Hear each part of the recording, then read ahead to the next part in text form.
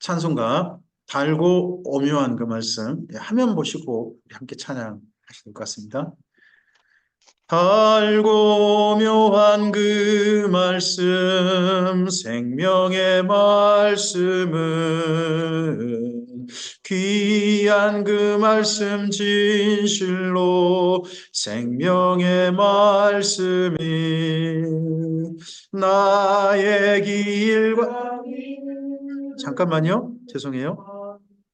잠시만요. 좀 이따 강좌 좀 진행하겠습니다. 한 분에게 지금 줌 아이디를 안 보냈네요. 좀 초대를 안 보내서 이분께 좀 보내드리겠습니다. 잠시만요.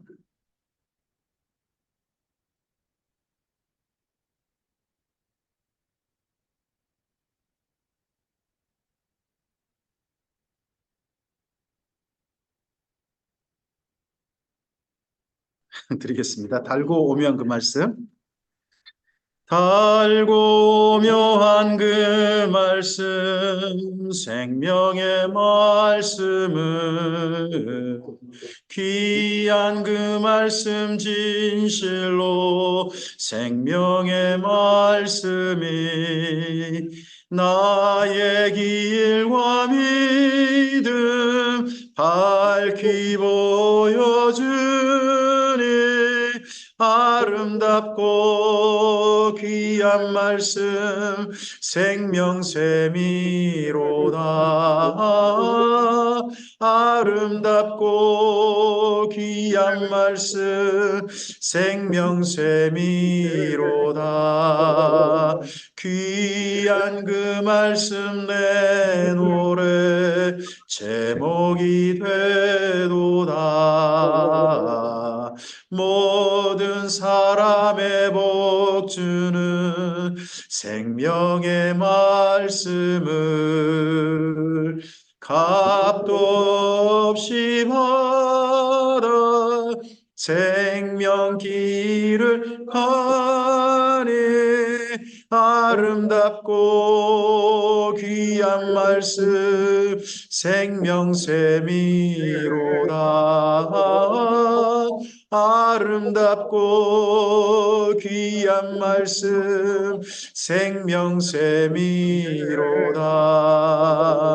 널리 울리고 퍼지는 생명의 말씀을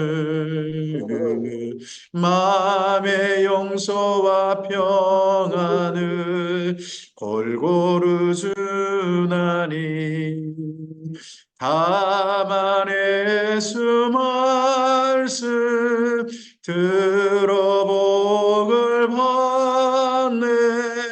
아름답고 귀한 말씀 생명샘이로다.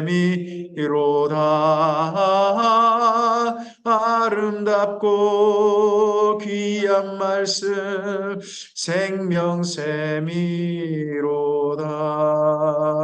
생명샘이로다. 아멘.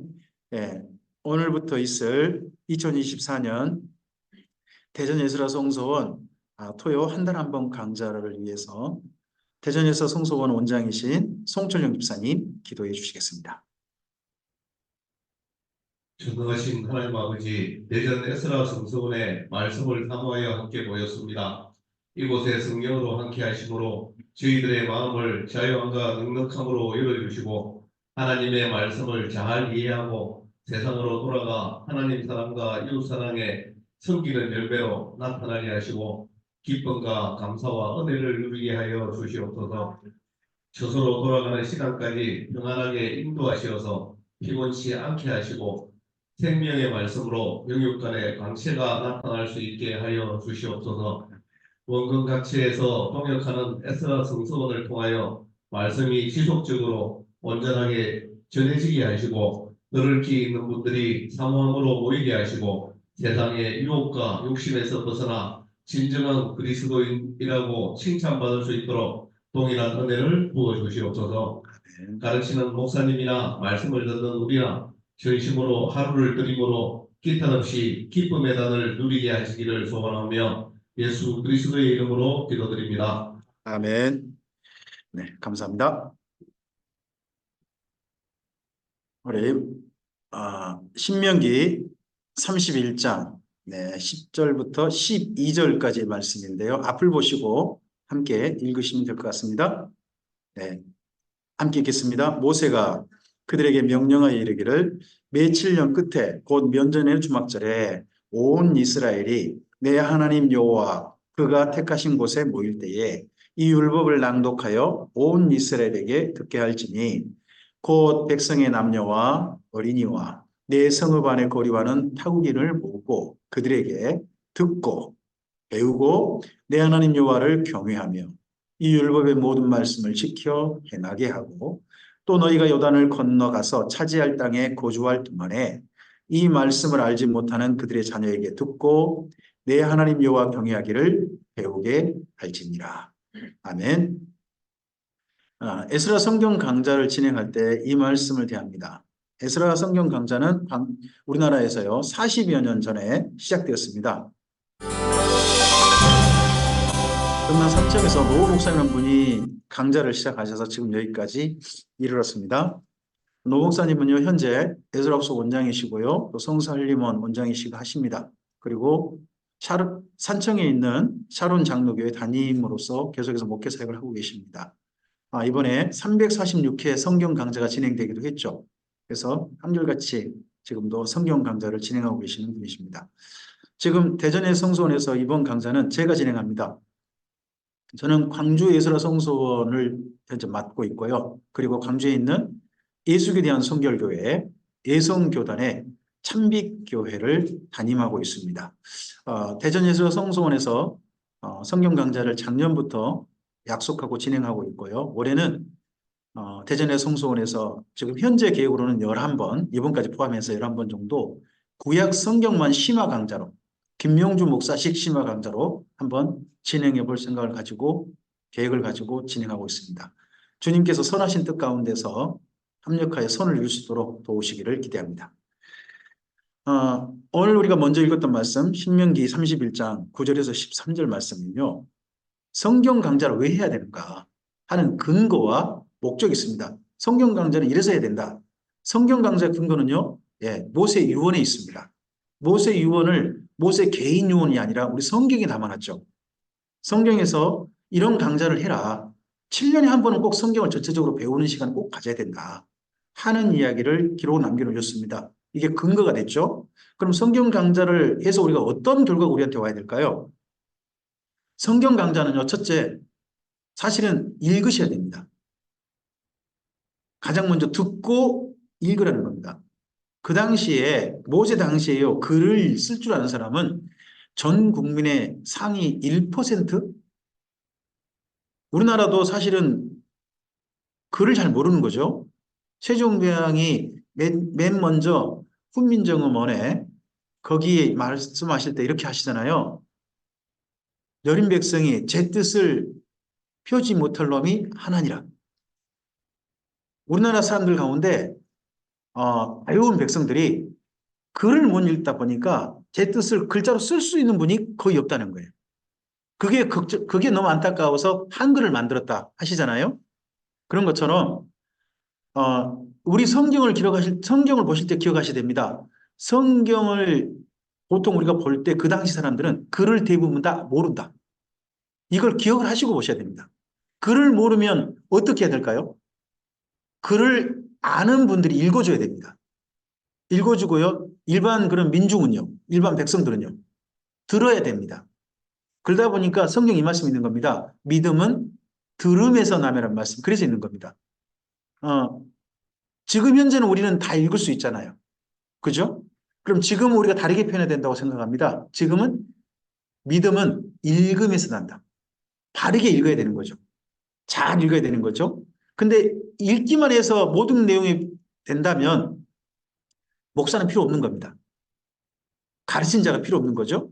근데 성경은 반드시 어떤 과정을 넣느냐 그러면 배우는 과정을 넣어놓습니다. 배우라는 겁니다. 배우라? 왜요? 읽기만 해서 다 이해가 되기가 사실 어렵다는 겁니다.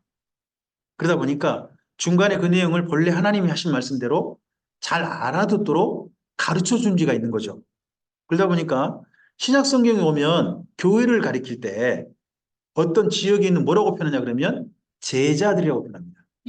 고린도에 있는 제자들, 에베소에 있는 제자들, 뭐 또 수리아 안디옥에 있는 제자들, 교회라고 표현하지 않고 제자들이라고 표현하죠. 왜 제자들이라고 합니까? 12제자 말고도 제자라고 하지 않습니까? 왜 제자라고 하는 거예요?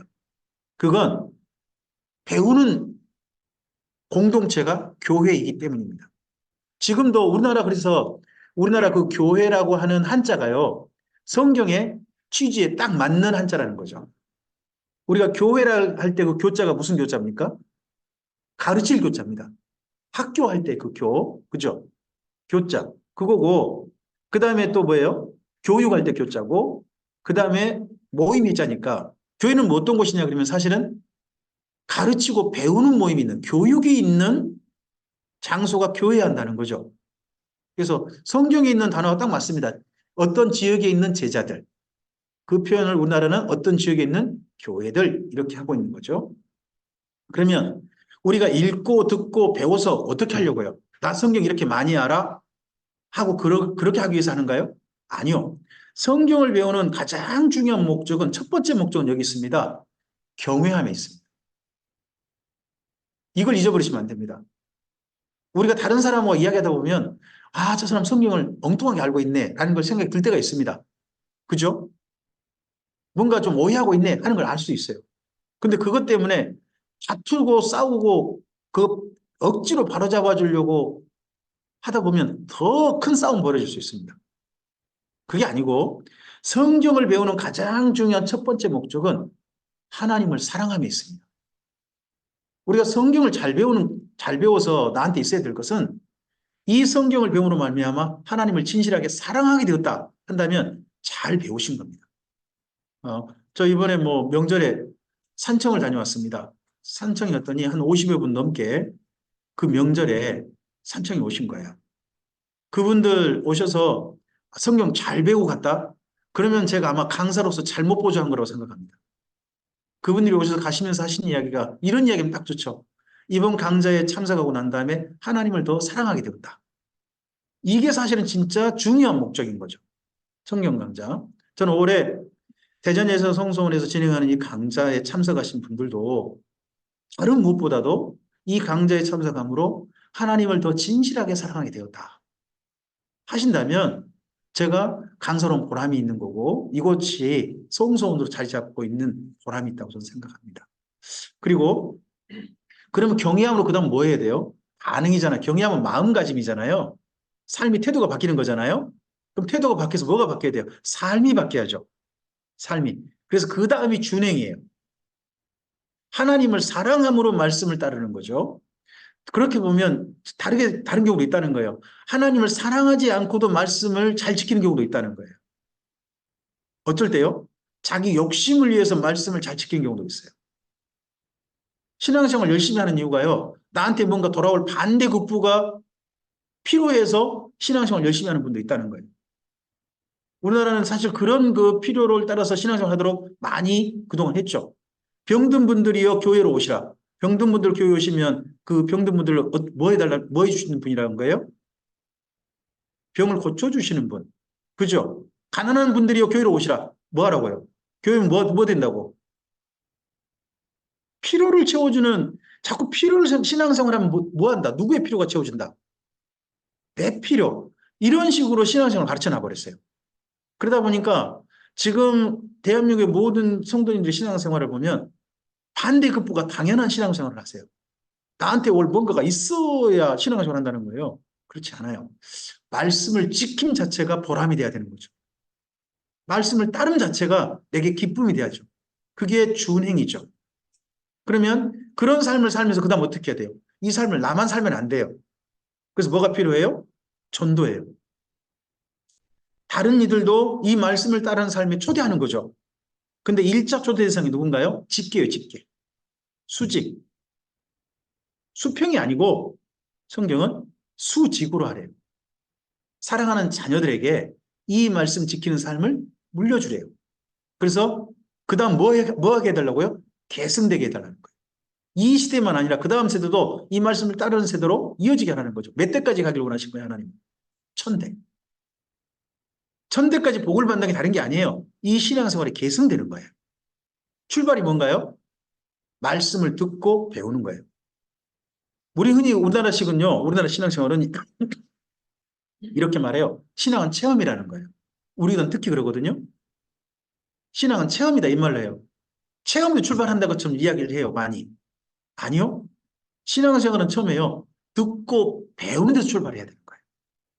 이게 본래 성경의 가장 기본이라는 거 우리가 좀 이해하셨으면 좋겠어요. 오늘 그러면 왜 우리는 성경 돌아와야 될까요? 1번 한번 읽어주시겠습니까? 지구가 병들었고 사람이 너무 많다. 지금 현재 우리가 사는 시대를 보시면 점점 기상이변이 점점 심해지는 것을 보고 느끼고 있습니다. 그 다음에 사람의 문명은 점점 발전했죠. 근데 사람들의 됨됨이는요. 점점 악해진다는 거. 살기 좋아졌는데 더 악해진다는 것을 많이 느끼고 있습니다. 점점 악해져 가고 있다. 그러다 보니까 요즘 같은 시대에 많이 나오는 영화나 이런 데가 다 뭘 말해요? 인류 역사의 종말을 이야기해요. 수많은 사람이 종말을 이야기해요. 그러다 보니까 2번 읽어주세요. 이대로 끝인가? 다음이 과연 있는가? 이대로 살다가 인류가 그냥 이 땅에 지구에 소멸되고 그냥 끝나는 건가? 아니면 또 우리 인생도 마찬가지죠? 이렇게 살다가 이제 죽고 끝나는 건가? 아니면 그 다음이 있는가? 그래서 여기에 대해서 생각해 보면서 오늘 현재 우리가 일어난 일도 성경과 관련해 생각해 볼 수 있는 게 저는 세 번째라고 생각해요. 3번 읽어주세요. 이런 일은 우연인가 아니면 이미 예언된 일입니까? 성경은 말씀하죠. 주님께 다시 오실 때 가까워지면 세상에요. 불법이 성하고 사랑이 식어지고 가짜 종교가 판을 칠 것이고 심지어 기독교마저도 점점 가짜가 돼갈 것이고 거기다가 처처의 지진과 기근과 그리고 사람들 사이에 전쟁이 계속될 것이다. 끊임없이 이익 다툼이 민족과 민족 사이에 나라 사이에 있게 될 것이다. 말씀하고 계시잖아요. 그럼 이럴 때 인간 스스로 종말을 향해 치달려 가고 있는 이런 시대에 우리는 뭐가 보이냐 그러면 종말이 보이는 게 아니라 인간의 종말이 보이는 게 아니라 그런 종말 끝에 주님의 사람들을 부르러 오시는 예수님이 보여야 되는 게 우리 입장이라고 생각을 해요. 거기가 보이는 사람이 있는가 하면 그렇지 않으면 엉뚱하게 보이는 사람도 있겠죠. 이대로 살다 그냥 끝나자. 우리나라가 지금 전 세계 자살률 1위라고 하죠. 왜 자살을 할까요? 저는 엉뚱한 거에 오염됐다고 생각해요. 첫째는요. 윤회예요. 윤회. 윤회라는 생각에 지금 사람들이 사로잡혀 있어요. 수많은 사람들이 윤회라는 생각을 자연스럽게 받아들이고 있는 게 보여요. 두 번째는 뭔가요? 신이 없다는 거죠. 그냥 내가 이대로 목숨 끊으면 그 다음은 아무 고통 없는 그런 걸 끝나고 만다. 죽음 넘어가 없다. 하는 거니까 그냥 죽음으로 끝내려고 하는 거죠. 이런 부분들은 어떤 사람들에게 우연인 거죠. 그러나 어떤 이들에게는 이 현재 모든 것들은 주님의 말씀대로 되어가고 있는 하나님의 경영 속에 있는 한 현상에 불과하다 하는 게 보이는 사람도 있겠죠. 그러면 네 번째 읽어주세요. 그리고 나는 이제 시대를 읽는 것에 따라서 우리의 삶이 달라져요. 이 모든 게 우연이고 사람이 스스로 종말을 치달려 가는데 내가 어떻게 할 수 없고 나는 그냥 이렇게 살다가 끝나는 거고 인류는 이렇게 종말이 되는 거야 하면 그냥 그렇게 가는 거예요. 계속해서 오늘 현재 좀 열심히 욕심 부리고 이렇게 사는 거죠. 그러나 정말 이 모든 게 하나님께서 계셔서 하나님이 본래 말씀하신 대로 진행되고 있는 게 보인다면 그게 느껴지고 감각된다면 그럼 하나님께서 오늘 이런 시대 속에서 나에게는 어떻게 원하시지? 하는 게 보일 것 같아요. 그걸 읽는 데가 어디라고요? 자, 가운데 읽어주실까요?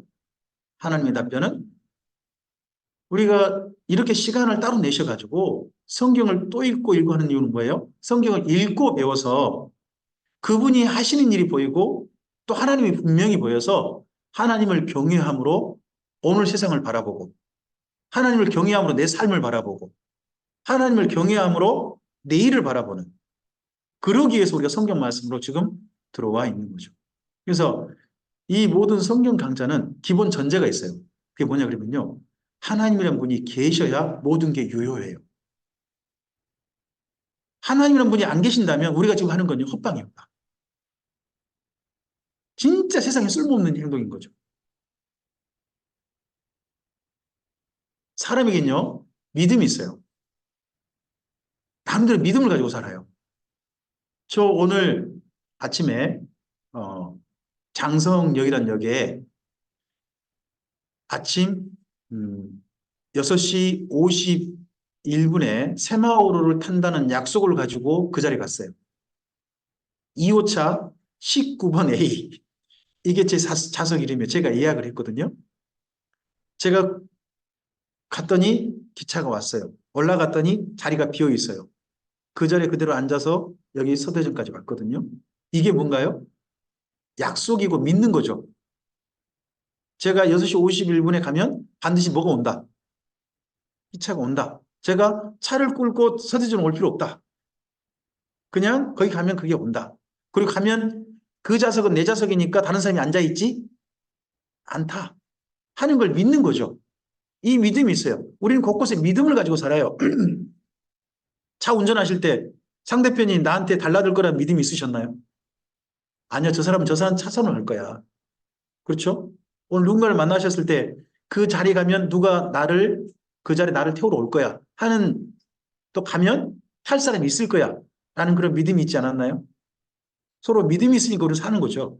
사람에게는 어쨌든지 간에 뭐 옳은 믿음이든 잘못 믿음이든 간에 믿음이 있어요. 성경뿐만 아니라 여기 우리나라 말에도요. 믿음이란 말이 붙어있는 단어가 굉장히 많아요. 오신이 뭐죠? 오해해서 믿는 거예요. 잘못된 걸 사실로 믿는 거예요. 잘못된 걸 사실로 믿는 거예요. 그 밑에 과신은 뭐예요? 지나치게 믿는 거예요. 너무 지나치게 믿어버리는 거예요. 맹신은 뭐예요? 묻지도 따지지도 않고 믿는 거예요. 주님을 향해서 믿을 때는 어떻게 믿으셔야 돼요? 묻지도 따지지 말고 아멘 하셔야 되죠. 그건 맹신이에요. 잘못된 믿음이에요. 그럼 불신은 뭐예요? 안 믿어지는 거죠. 모든 걸 불신한 사람, 이 사람 아주 이상한 사람이에요. 모든 걸 불신한 사람은요, 사람도 못 사귀어요. 그 사람은 어떻게 사귀어요? 결혼을 어떻게 해요? 둘이 어떻게 친구를 해요? 한 집에 어떻게 자? 반신은요?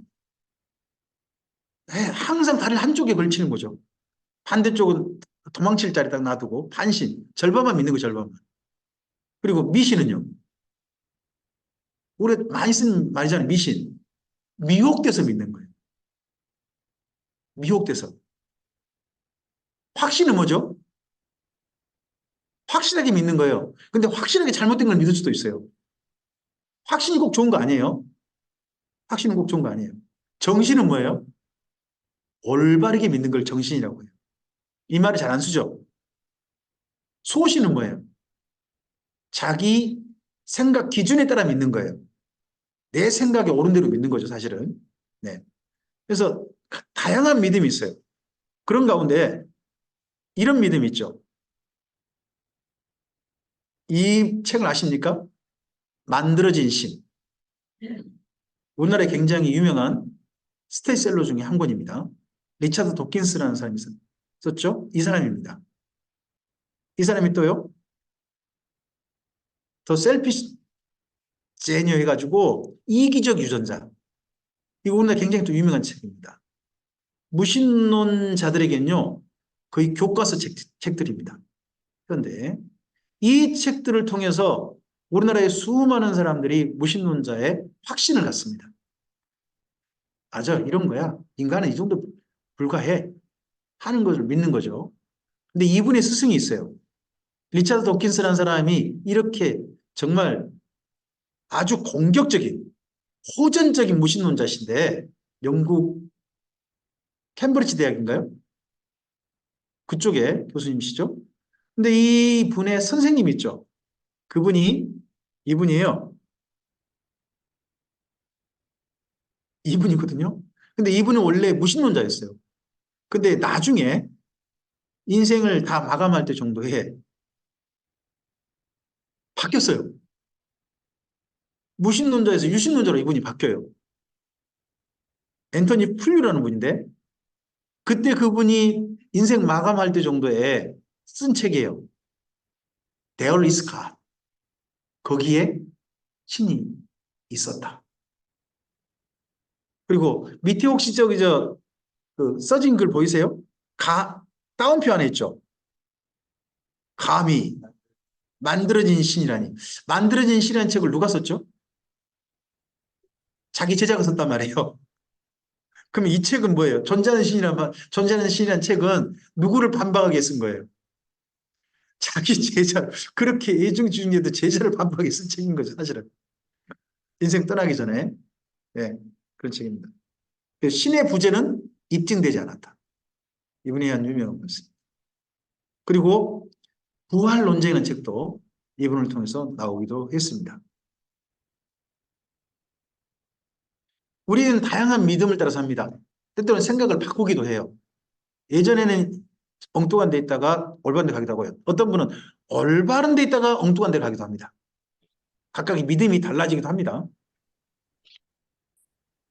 그래서 우리가 첫 번째 출발해야 될 내용은 이런 다양한 사람들의 생각이 있는데 정말 하나님이 정말 계신 거 맞나?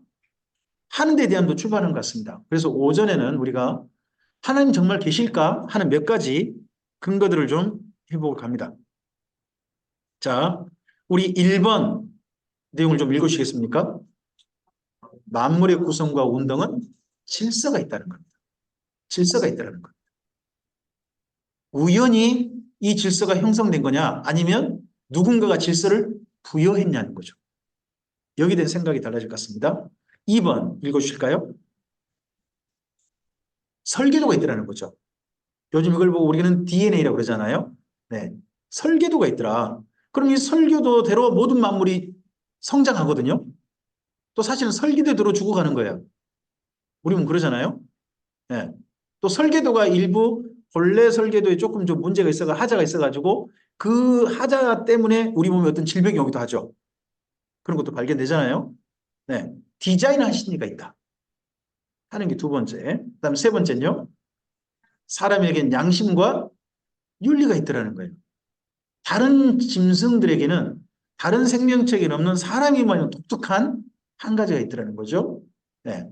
그래서 양심과 윤리, 특히 윤리를 가지고 증명하려고 했던 분이 있습니다. 임마누엘 칸트라는 분이 이걸 가지고 신이라는 분이 계신다 하는 증명하고 싶어 했어요. 그다음 네 번째 읽어주세요. 사람들에게는 이상하게 미추, 아름답고 추함을 감각하는 게 있어요. 어떤 사람을 보고요. 저 사람 참 좋다고 느끼기도 하고요. 저 사람은 저렇게 행동하면 안 되네. 사람이 저런 식으로 행동하면 쓰겠냐 하는 걸 보기도 하죠. 그죠? 미추. 그리고 또요. 사람에게만 있는 독특한 게 있다는 거죠. 사람만요. 죽음 너머를 궁금해해요. 눈에 보이지 않는 세계에 대해서 궁금함을 가지고 있는 존재가 사람인 거죠. 개들이 하늘을 쳐다보면서 저 하늘 너머에는 뭐가 있을까라는 그런 생각을 할까요? 제가 개가 아니어서 모르겠어요. 아는 모르겠습니다만은 사람에게는 그런 생각들이 있다는 거죠. 사람에게는. 그 다음에 다섯 번째요.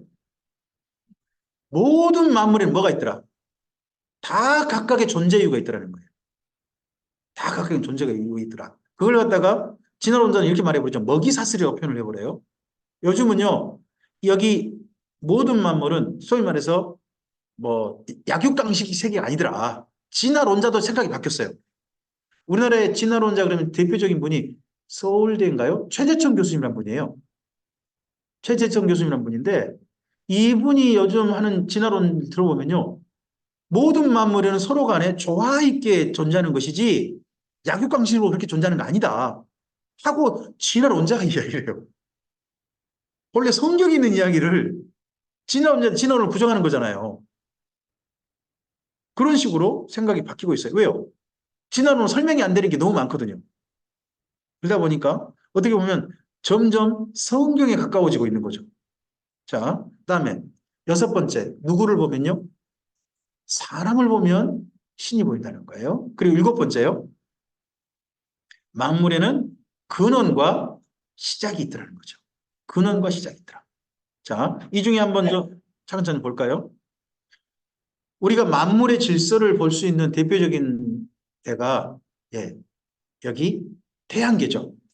태양이 있고 수금지와 목도 천해명. 지금은 명왕성이 빠졌죠. 여기 좀 빠져가지고 빠졌습니다만은 여기를 보면 있다는 거죠. 로마서 1장 18절에서 20절에 이런 말씀이 있습니다. 함께 읽어보실까요? 읽겠습니다. 하나님의 진노가 불의로 진리를 막는 사람들의 모든 경건하지 않음과 불의에 대하여 하늘로부터 나타나나니 이는 하나님을 알만한 것이 그들 속에 뭐 한다고요? 보인다는 거죠. 보인대요. 계속요. 하나님께서 이를 그들에게 보여주셨어요. 계속요. 창세로부터 그의 보이지 아니하는 것들, 곧 그의 영원하신 능력과 신성이 그가 만드신 만물에 분명히 보여 알려졌나니 그러므로 그들이 핑계하지 못할지니라. 우리가 어떤 사람을 이해할 때 뭘 보면 되냐 그러면 그 사람을 실제 만나지 못한다 할지라도 그 사람의 작품을 보면 그 사람을 알 수 있어요. 작품. 혹시 윤동주 시인의 서시라는 시를 아시나요? 서시는 원래 시가 아니에요. 서시는요, 윤동주 시인이 자기 시집을 내면서요, 썼던 서원이에요, 서원. 서원인데 우리에게 뭘로 알려져 있나요? 시로 알려져 있는 거죠. 맞죠? 그 머릿말 있잖아요. 자기 이 책을 펴낸 머릿말. 그게 윤동주 시인의 시를 쓴 마음, 세상을 보는 마음이 담겨 있는 거죠. 근데 윤동주 시인을 많은 사람들이 뭐 그냥 생각합니다만 중요한 기준이 하나 있어요. 그분이 그 모든 말 썼을 때는 그게 뭐냐 그러면요. 기독교인이라는 거예요. 기독교인으로서 윤동주 시인이 자기 시를 쓴 마음, 세상을 본 눈을 담은 게 서시거든요. 그분이 뭐예요? 그 서시를 보면 누가 보여요? 윤동주라는 분이 삶을 어떻게 살았는지가 보여요. 잎새에 이는 바람에도 나는 슬퍼하고요. 모든 작은 것들, 모든 생명의 작은 것들 나는 뭐하며 살겠다? 사랑하며 살겠다. 그게 그분의 삶의 자세잖아요. 오늘도 저 별에 바람이 스친다. 지금은 너무 멀리 있는 대한민국이 그 당시 대한제국이죠. 너무나 멀고 그리고 독립은 전혀 보이지 않는 점을 별처럼 멀어지지만 저 별에게 바람이 스치고 있다. 그분이 생각한 바람이 뭘까요? 그냥 바람이 아니에요. 성령님이시죠. 그분이 본래 기독인을 보면 마추국 맨 처음 태초 때 흑암과 혼돈한 지구를 성령님이 품고 있으셨던 것처럼 그런 마음이 담겨 있잖아요. 그럼 서시를 보면 누가 보여요? 작품만 봤는데 누가 보이냐 그러면 청년 윤동주가 보여요. 기독교인 윤동주가 보이고요. 대한제국을 한반도를 너무 사랑한 그분이 보여요. 작품은 그분이 보이잖아요. 마찬가지로 우리가 세상을 보면 뭐가 보여요? 이 세상의 작품을 만드셔서 우리에게 보여주시는 하나님이 보여야 한다는 거죠. 하나님이.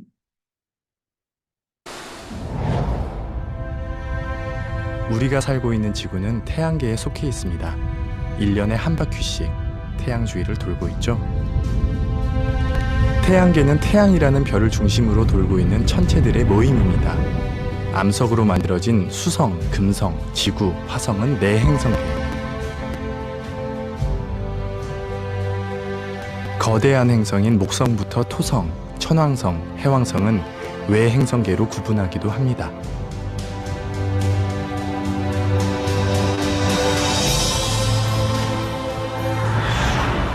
태양은 우리 은하에 있는 약 1000억 개의 별 가운데 하나입니다.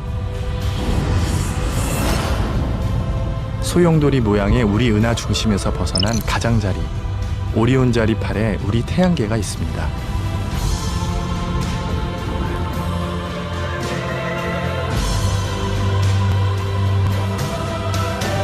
밤하늘을 가로지르는 별무리, 은하수입니다. 은하수는 남반구에서 더 잘 보이는데요. 남반구가 우리 은하 중심을 향하고 있기 때문입니다. 남반구에서 별자리를 찾으려면 남십자성을 기준으로 삼아야 합니다.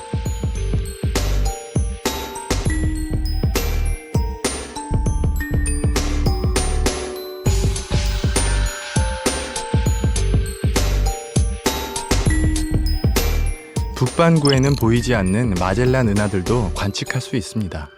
마젤란이란 이름은 최초로 지구를 일주했던 탐험가 마젤란이 처음 발견했다고 해서 붙여진 건데요. 남반구에서는 맨눈으로도 볼 수 있습니다. 오스트리아 같은 데 가가지고 한번 하늘 별록 좀 봐보십니다. 우리 은하와 비슷하게 생긴 안드로메다 은하. 은하에는 수천억 개의 별이 있습니다. 도대체 우주에는 얼마나 많은 별이 있을까요? 10의 11승계 정도가 1000억 개거든요. 그 정도가 우리 은하에 존재하고, 그런 은하가 1000억 개 있으니까 10의 11승 곱하기 10의 11승에서 10의 22승계 정도의 별이 있다. 우주에 그렇게 얘기하는데, 네, 이 영상은 KBS에서 만들었습니다. 영상을 찾아보셔가지고 인터넷 보시면 이거 올라와 있을 겁니다. 올라와 있으니까 보시고요. 이번 유료 신청하신 분들은 이거 그대로 볼 수 있도록, 처음 볼 수 있도록 지금 그대로 여기 담아놨으니까 시청하시면 됩니다. 자, 이 은하계에 관련돼서 좀 이걸 좀 보시도록 하겠습니다. 우리 사람이라는 데서 출발해가지고 은하, 그리고 사람 저 밑에 거시세계하고 미시세계라고 그러죠. 이걸 줌인하고 줌아웃 해가지고 보는 겁니다.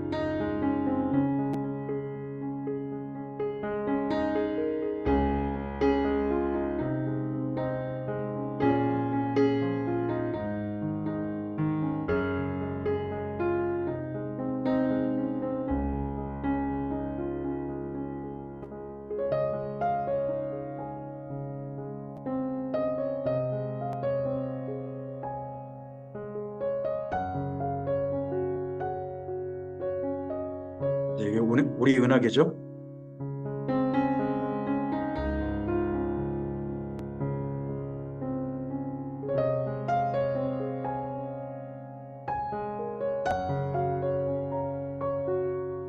과학자들이 상상해보는 그 우주 전체 그림이잖아요. 아, 이런 창문에서 이렇게 보인다니.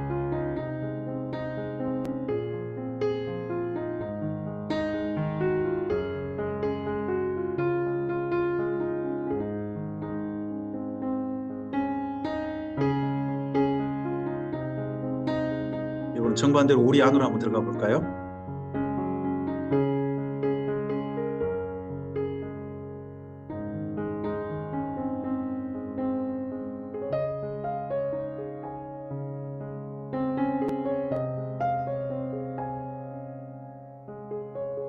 백혈구 안에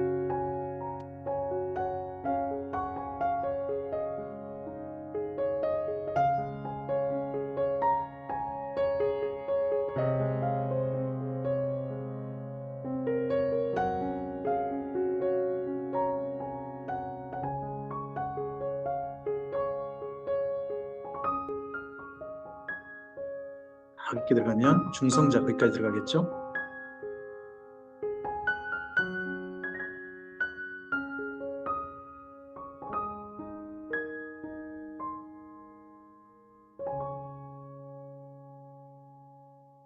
이런 사람 한 사람을 이 우주에 보면 진짜 아무것도 아닐 수 있잖아요. 우주에 비하면. 근데 이 한 사람의 가치를 주님께서는 그렇게 말씀하셨죠. 뭐라고 하시냐 그러면 이 우주보다 천하보다 너 한 사람이 소중해. 우주 대신에 너를 택할 거야 하신 분이 우리 예수님이시잖아요. 우리 안에도 아주 거대한 우주를 담아 놓으셨고 우리 밖에도 어마어마한 우주가 담겨 있는 게 보입니다. 이 모든 게 뭐예요? 질서 있고 조화 있게 만드셨다는 거죠. 운동과 질서가 있다는 거죠. 우리 몸에도요. 이 운동과 질서 때문에 우리가 건강이 유지되고 있는 거죠. 이게 지금 깨트려지면요. 그게 병이죠. 사람 질병이 오는 거잖아요. 그 다음 가볼까요? 태양계가 움직이는 그 움직임을 보니까 예전에 미처 발견하지 못했던 움직임이 보였어요. 그게 뭐냐 그러면요. 우리가 태양을 부를 때 원래 항성이라 불렀거든요. 항성 예전에. 그죠? 그런 말은 뭐냐. 태양은 가만히 서 있다는 거예요. 지구는 행성. 지구를 태양을 중심으로 움직인다. 그 다음에 위성. 그 행성을 중심으로 또 움직인다고 했는데 알고 보니까 달랐어요. 지금 과학자들이 발견하는 걸 보니까 태양도 은하계를 중심으로 움직이고 있더라는 거예요. 가만히 있는 게 아니라 그 움직이는 속도가요. 무려 1초에 217에서 240km 사이래요. 그러면 210km 정도면 여기 대전에서 어디까지 정도죠? 210에서 240이면 인천 그 정도 됩니까? 인천 그 정도 됩니까? 거기를 1초 만에 간다면요. 태양이 이렇게 움직입니다. 태양이 움직이고 그런 태양을 따라 태양계 모든 별, 수금제, 목도, 천음이 함께 움직이고 있는 겁니다. 뭐 하면서요? 가만히 있지도 않죠? 태양을 공전하잖아요. 지구는 또 하루 한 번이요. 지구는 하루에 한 번 또 돌려요. 돌리면서 이 태양을 중심으로 움직이는데 이게 이렇게 움직인 게 우리 성경으로 놓고만 봐서 적어도 6,000년 이상이죠.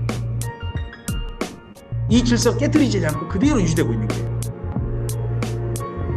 그러니까 지구 자체도 질서가 있지만 태양계도 질서가 잡혀 있어 가지고 이 질서가 전혀 깨트리지 않고 유지되고 있다는 거죠.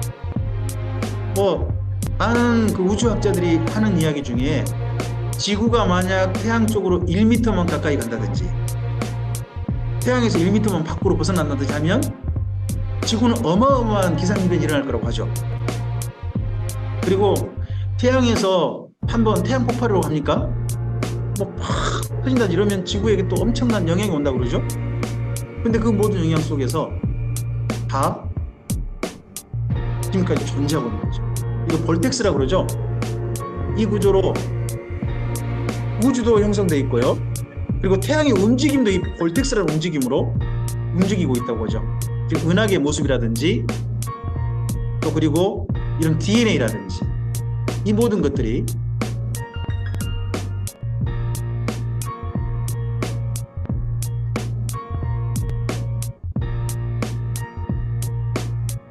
이런 영상들은 유튜브에 사실 올라와 있거든요. 우리가 근데 유튜브에서 이런 거는 볼 생각 않고 이제 한 것만 열심히 보고 또 그러시는 거죠. 이걸 조금 다르게 볼 수 있는 게 있는데요.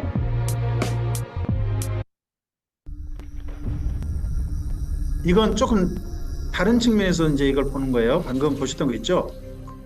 그게 뭐냐 그러면 태양 움직임이 반드시 가는 게 아니더라는 거예요. 태양 움직임이. 그리고 모든 별들이 태양을 향해서 그 공전하는 거 있지 않습니까? 공전할 때 그 공전하는 각도, 그 별의 각도 같은 게 너무나 정교하더라는 거죠.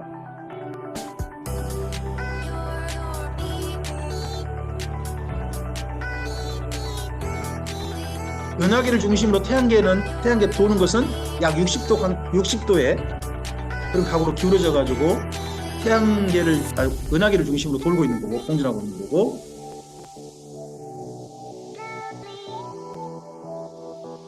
각 별도 자기 나름의 각도를 가지고 태양을 중심으로 공전하고 자전하고 그러고 있더라는 거죠.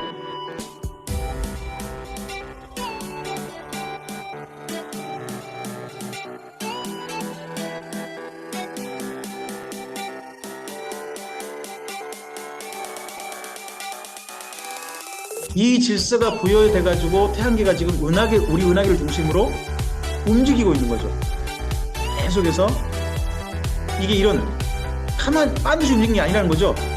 볼텍스라고 하는 거죠. 이렇게 움직이고 있더라. 이걸 우주학자들이 발견하는 거죠. 저는 발견하면서 둘 중 하나라고 생각해요. 하나는요, 이게 우연히 이루어진 거다. 그런 믿음이 생기거나 아니면 이 질서는 누군가가 부여하신 거다 하는 거죠. 우리 첫 번째, 이러한 작품을 보면 뭐가 보이냐 그러면 그 작품을 만드신 분이 있을 것이다 하는 게 첫째 우리는 보인다는 거예요. 두 번째는 뭔가요? 디자인이에요.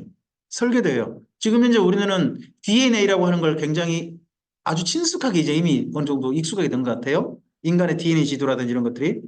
여기 식물하고 동물 지도죠. 동물 세포 형성이잖아요.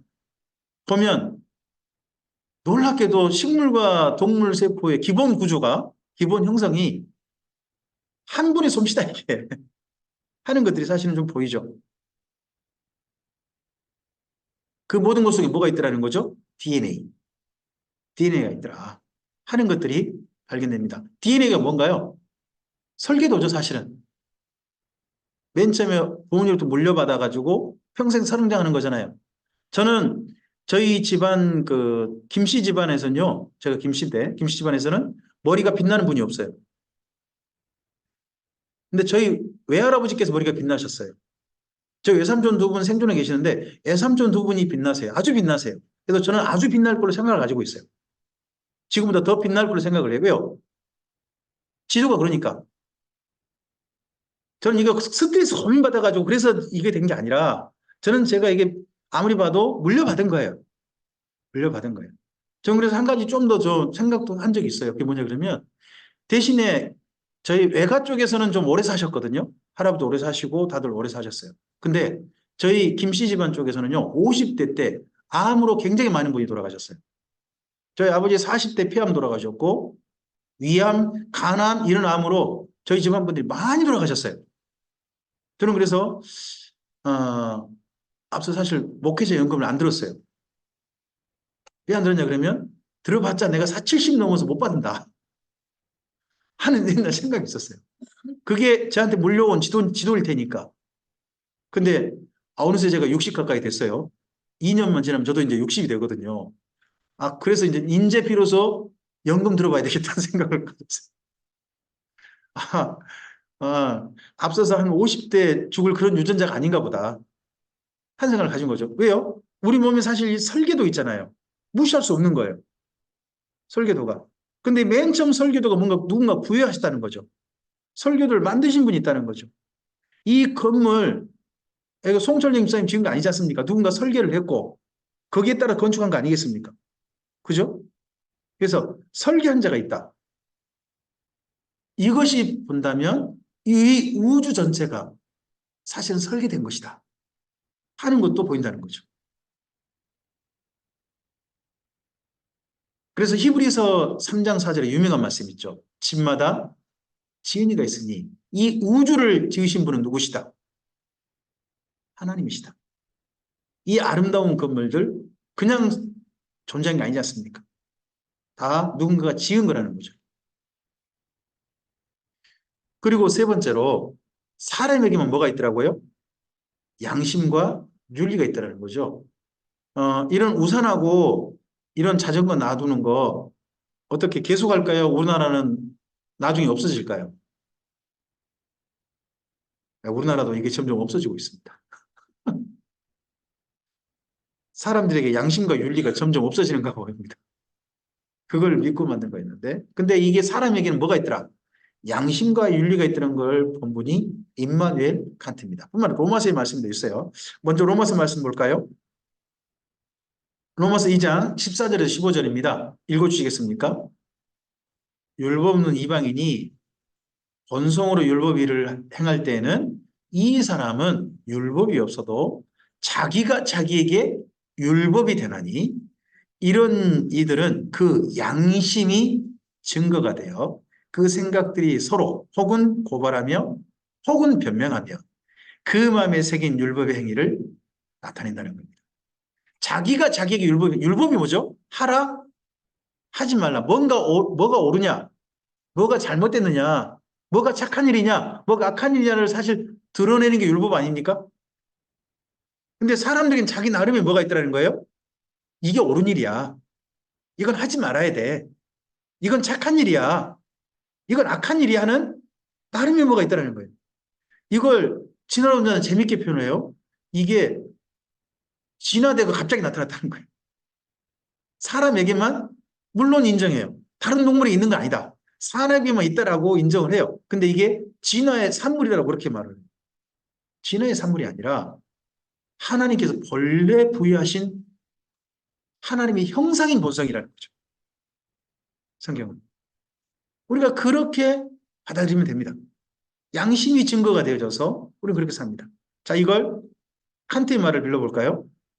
이걸 보고 도덕적 논증이라는 말로 쓰기도 하는데요. 밑에 빨간 글씨 있죠? 함께 읽어주실까요? 별이 하늘에서 반짝이는 것처럼 내 안에 양심이 반짝이는 것을 부인할 수 없다.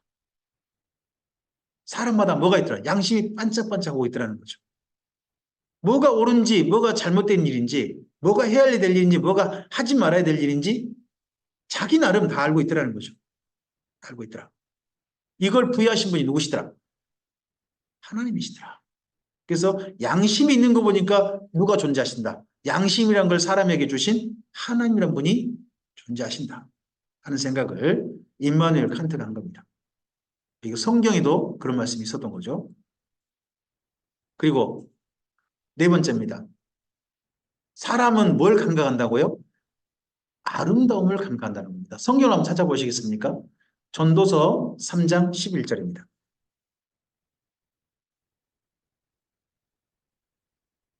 전도서 3장 11절 말씀.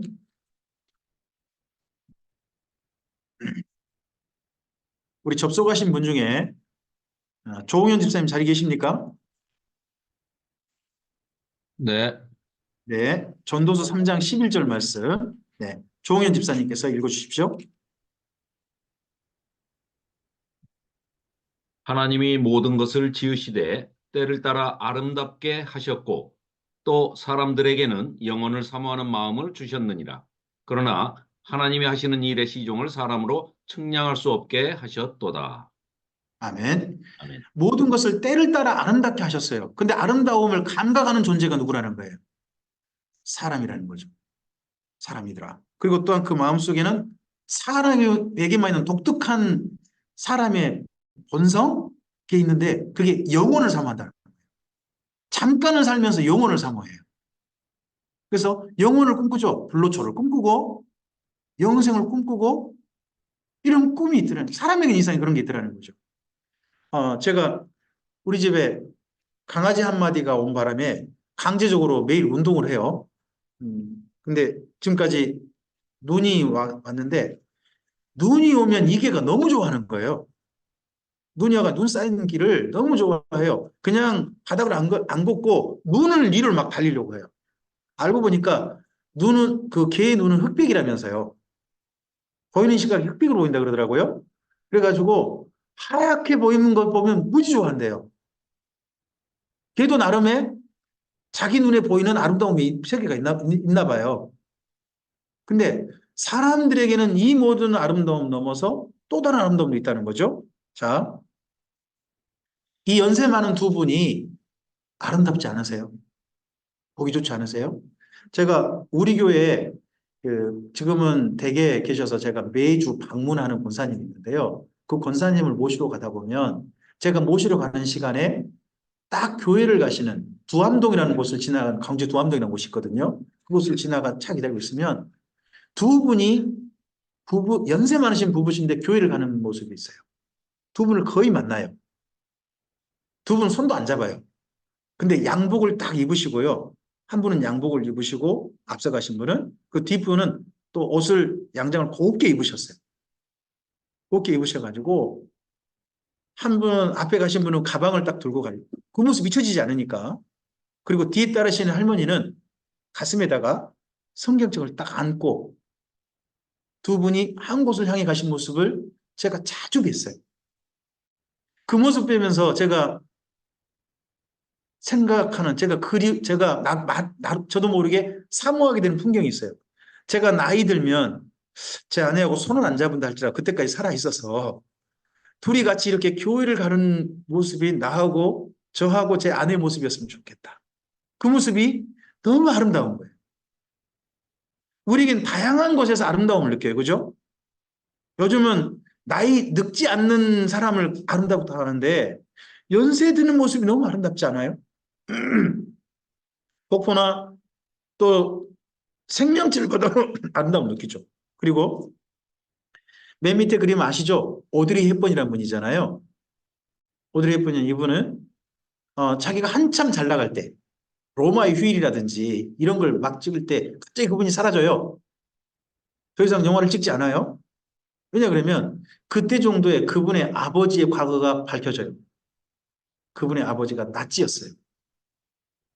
나치인 걸 알고 난 다음에 내가 더 이상 그런 아버지를 둔 사람으로서 이런 인생의 화려함을 누릴 자격이 없다 해가지고 그냥 은퇴를 해버려요. 그리고 결혼도 하지 않고요. 이분이 저쪽 아프리카로 건너가요. 그리고 그때부터 해가지고 70이 넘어서까지 아프리카에서 기아 속에 사는, 빈곤 속에 살았던 그 아프리카 어린이들과 함께 살아요. 지금 여기 사진은요. 그분이 암에 걸려서 시한부 생명을 이제 살고 있다는 것이 확인됐어요. 오드리 헵번이 이미 이 사진 찍을 때가 암에 걸려 있었고요. 시한부 생명일 때요. 근데 그 기자를 만났을 때 오드리 헵번이 이렇게 환하게 웃는 거예요. 연세 드신 분이. 이 사진이요. 지금도 많은 분들을 울려요. 왜요? 이 사진 속에 담은 이 오드리 헵번의 지난 인생이 보이잖아요. 현재를 살고 있는 그녀의 그 마음가짐이 보이잖아요. 그죠? 그걸 우리는 뭐 하는 거예요? 느껴요. 창세기 1장에서 하나님이 자꾸 하신 말씀이 뭔가요? 보시기에 좋았더라. 그리고 인생의 맨 마지막을 하나님께서 이렇게 표현하시죠. 이 악하고 게으른 종아 이렇게 표현하기도 하지만 한편은 누군가 인생을 정말 멋지게 산 사람이 뭐라고 표현하시나요? 착하고 충성된 종아 내가 잘하였다. 우리 모두 하나님도 그렇게 인생을 평가하시고 모든 걸 평가하시는 것처럼 사람들에게도요. 비추. 뭐가 또 진실하고 뭐가 거짓된지 뭐가 옳고 그른지 이런 것들을 느끼는 감각을 우리에게 주신 거 아닙니까? 어떤 길을 우리가 가야 할 길이고 어떤 길은 멈춰야 할 길인지를 우리에게 감각할 수 있게 해주셨어요. 아름다움을 감각하게 해주신 거 하나님께서 우리에게 주신 선물인 거죠. 우리 안에 담아놓으신 형상인 거죠. 이걸 보면 이 아름다움을 느끼게 하신 또 이 아름다움을 사모하게 하는 영원한 아름다움까지 사모하게 하는 하나님의 분이 계시겠구나 하는 것들을 생각해 보게 하는 거죠. 그리고 토마스 아퀴나스라는 분이 하나님에 대한 이야기를 할 때 이걸 말했어요.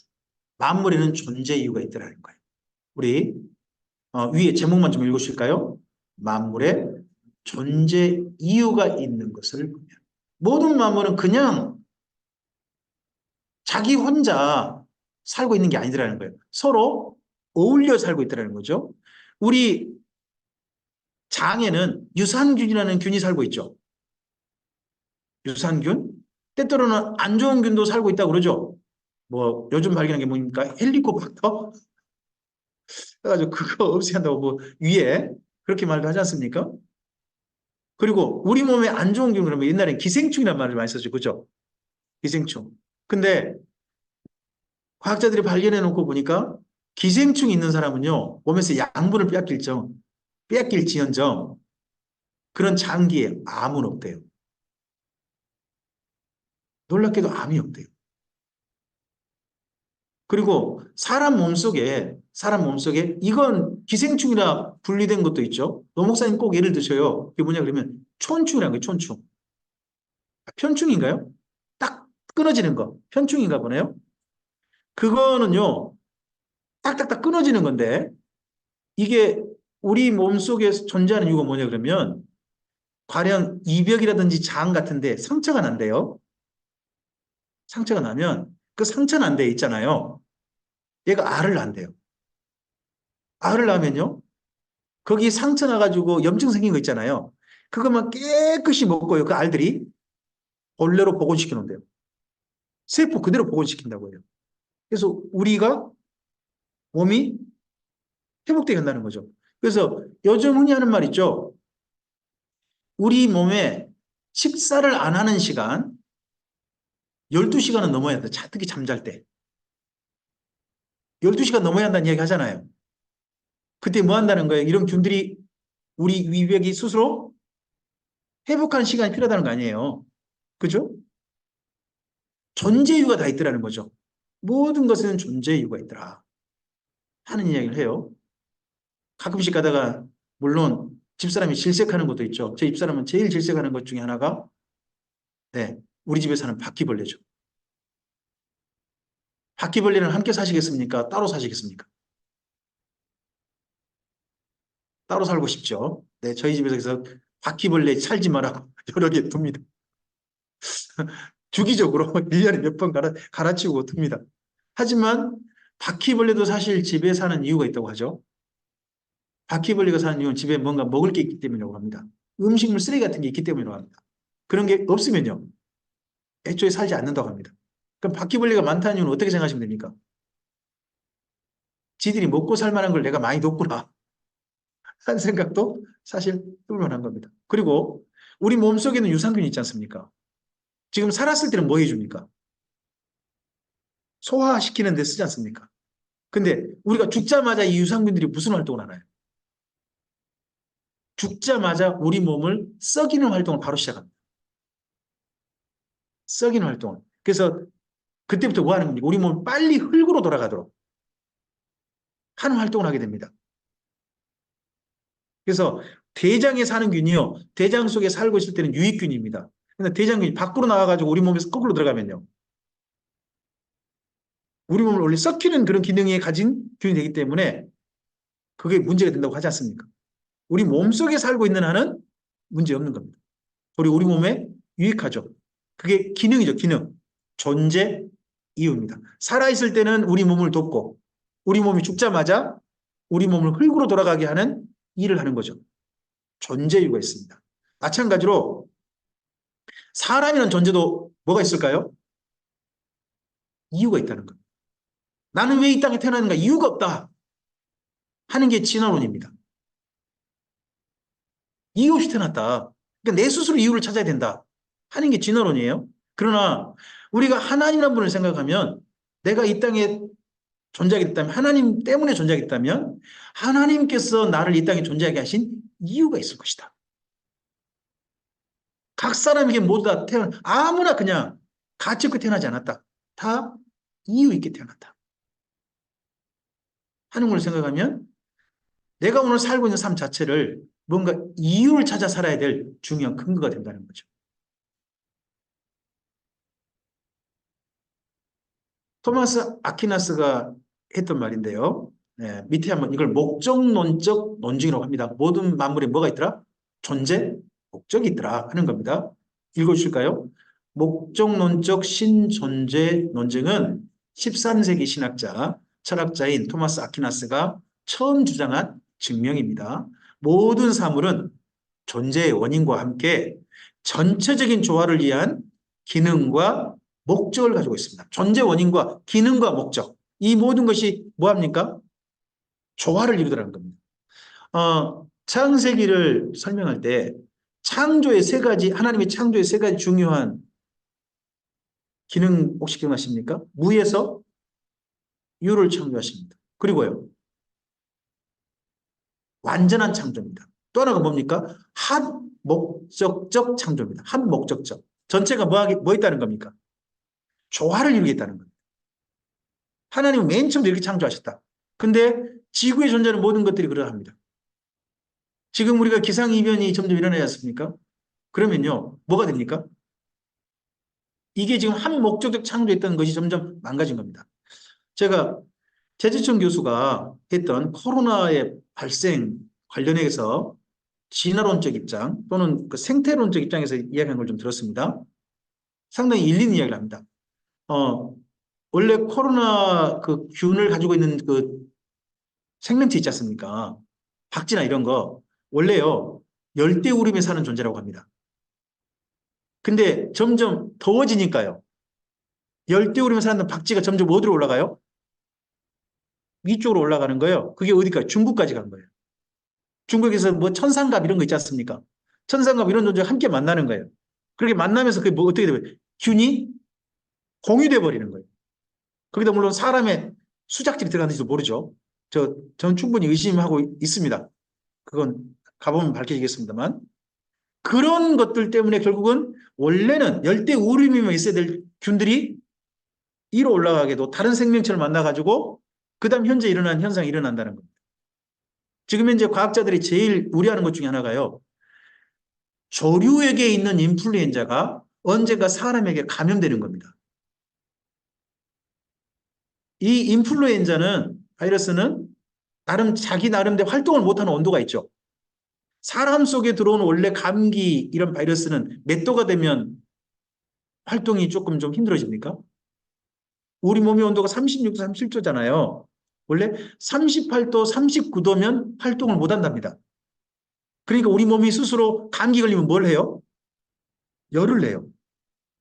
열을 내는 거예요. 이유가요. 그러면 바이러스를 활동을 무력화시키는 거죠. 근데요, 조류 속에 있는 인플루엔자는 어떻게 될까요? 조류 온도가 몇 도죠, 몸 온도가? 보통 40도에서 43도예요. 그냥 평균 온도가. 그러면 그 인플루엔자가 죽으려면, 활동을 못 하려면요. 43도까지는 가야 한다는 거죠. 42도, 43도. 그럼 그런 인플루엔자가 우리 몸에 들어오면 사람도 몸을 그렇게까지 열을 올려야 뭐 할까요? 못 할 거 아니에요. 그러면 우리 몸이 40도 넘어가 41도 넘어가면 우리 몸은 어떻게 될까요? 장기가 익어버린대요. 장기가 익어버린다는 거예요. 죽는 거예요. 그래서 모든 만물은요, 존재와 목적 이유가 있어요. 각각에 맞게 있어요. 근데 이게 지금 사람들이 깨트려버리고 있는 거죠. 그래서 다른 생명체의 기능과 목적에 있는 걸 갖다가 사람의 영향받도록 하고 있다는 것 때문에 쉽게 말하면 하나님이 부여하신 모든 질서와 조화를 목적론에 맞게 된 이렇게 각 존재 이유를 인간이 깨트려본 것 때문에 인간에게 지금 멸망이 스스로 오고 있는 거죠. 인간이 자멸하는 길로 가고 있다 하는 것도 이런 걸 통해서 충분히 저는 인식돼야 한다고 봅니다.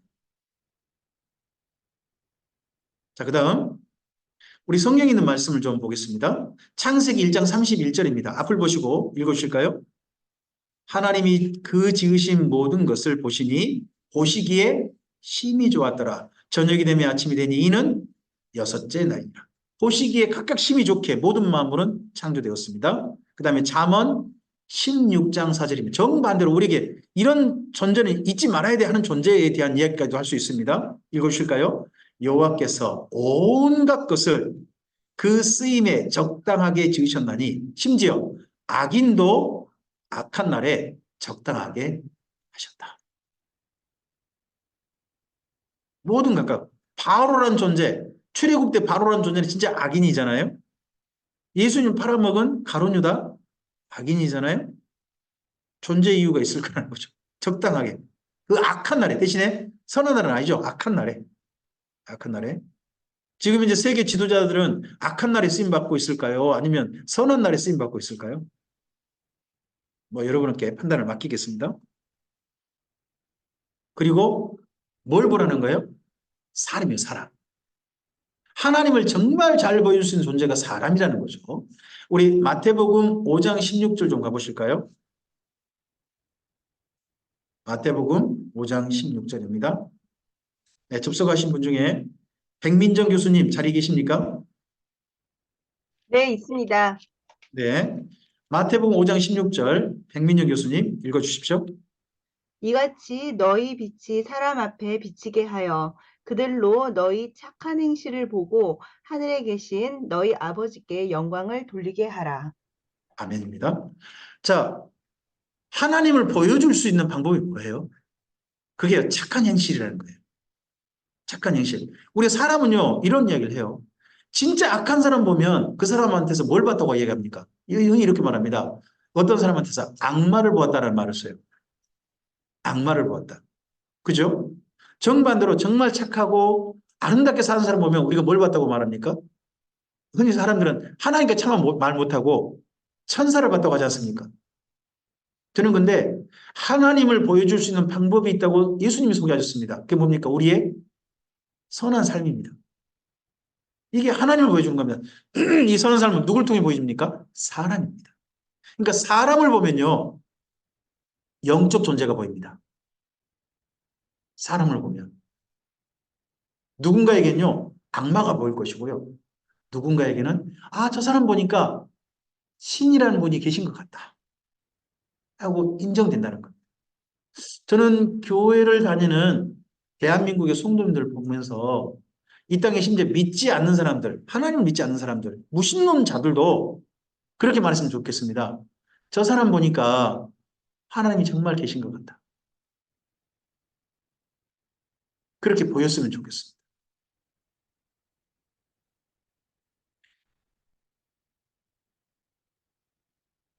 사람에겐요, 하나님께서 하나님을 감각할 수 있도록 주신 게 있습니다. 그게 인격입니다. 인격. 인격은 다른 말로 그래서 하나님의 형상이라 할 수도 있습니다. 성경에는 하나님께서 전지하시다. 하나님께서요, 의미를 이해할 수 있도록 자꾸 이성적으로 생각할 수 있도록, 이성적으로 이해할 수 있도록 하시는 그런 권면과 사람들의 작용을 요청하는 내용이 많습니다. 그리고 하나님도요, 감정을 느끼신 게 보입니다. 감정. 그리고 하나님께서 의지를 가지고 계시죠. 내가 작정했으니까 반드시 이룰 것이다. 때때로는요, 의지를 돌이키시기도 합니다. 뜻을 돌이키셨다. 우리 속에 지성과 이성과 감정과 의지가 있지 않습니까? 이게 다른 동물들에게는 있느냐? 저는 모르겠습니다. 근데 사람들에게는 분명히 보입니다. 이게 분명히 보인다면 이를 부여하신 하나님이 보이셔야 한다는 겁니다. 나중에 언젠가 우리의 삶을요, 하나님께서 인격적으로 판단하실 겁니다. 우리 삶을 인격을 가지고 살았는지를 보실 겁니다. 올바로 아셔야 됩니다. 잘못된 것을 올바른 걸로 평생 믿고 따랐다가 일납니다. 그리고요, 이해할 수 있어야 됩니다. 이해. 어떤 걸 올바르게 이해해야 됩니다. 그래서 이제 에스라 성경 강좌에서 중요한 읽기 중에 하나가 뭐냐 그러면요, 의도를 읽는 겁니다. 이렇게 말씀하신 의도가 뭐지? 하는 걸 읽는데, 네, 그걸 초대하는 게 있습니다. 그리고 우리가요, 하나님의 감정과도 공감해야 됩니다. 그분의 감정과. 사람들 사이의 감정도 서로가 이해하고 공감해야 되는 거 아니겠습니까? 감정이 공감돼야 되죠. 그리고 뭐 해야 돼요? 행동이 있어야 됩니다. 행동. 그냥 끌려가는 꼭두각시가 아니지 않습니까, 우리는? 내 행동에 대해 내가 책임을 지는 그런 행동이 있어야 되는 거죠. 네, 이 모든 걸 통해서 하나님이 보여야 됩니다. 이걸 우리에게 선물로 주신. 그리고 하나 더 있다면 좀 전에 계속 언급했습니다. 우리 사람들에게 뭐가 있더라는 거예요? 양심이 있더라는 겁니다. 양심. 그러다 보니까 우리 사람들은 뭔가 판단하고, 네, 뭔가 옳은지, 뭐가 내가 취해야 될 것인지, 뭐가 내가 버려야 될 것인지가 보입니다. 뭐가 참된지, 뭐가 선한지, 뭐가 올바른 건지, 뭐가 아름다운 것인지. 이건 우리에게 충분히 감각해 놓으셨습니다. 그게 양심 아닙니까? 뭐가 해서는 안 될 일인지 우리가 감각되지 않습니까? 뭐가 더러운지 감각되지 않나요? 뭐가 올바른 일인지, 심지어 뭐는 결코 내가 해서는 안 될 일인지 우리가 감각되죠. 이게 감각이 안 된 사람들은요, 쉽게 말하면 이렇게 하죠. 우리가 이렇게 말하지 않습니까? 양심이 없다. 이런 말 쓰지 않습니까? 양심이 없다. 예수님을 정말 믿는 사람, 하나님을 믿는 사람들은 성경에서요, 이 양심을 발견할 수 있어야 됩니다. 성경을 읽으면서요, 우리의 양심이 점점점 예민해져야 됩니다. 양심이 더 건강하게 살아나야 되는 거죠. 성경을 읽는데 양심이 점점 무뎌진다. 이거 성경을 이상하게 읽은 거예요. 그죠?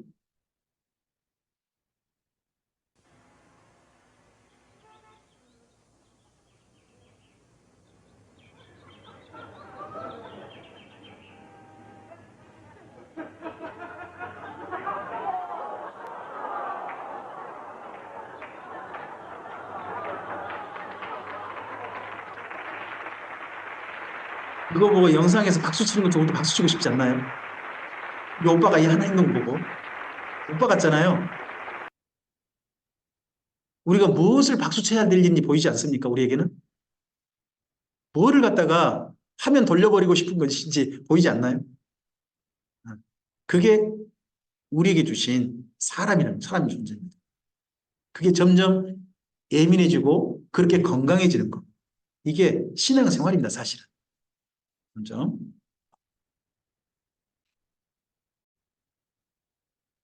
그리고 7번째입니다. 제목을 크게 읽어주실까요? 하나님은 원인이 되십니다. 여기에 것은 노호 목사님께서 정리하신 하나님의 신존재 이유 이야기입니다. 모든 물질, 재료 있지 않습니까? 재료의 원인이 하나님이시라는 겁니다. 형상의 원인이 누구시다? 하나님이시라는 겁니다. 모양, 이 모든 아름다운 모양들, 모든 것들은 하나님께 원인이 있으시더라.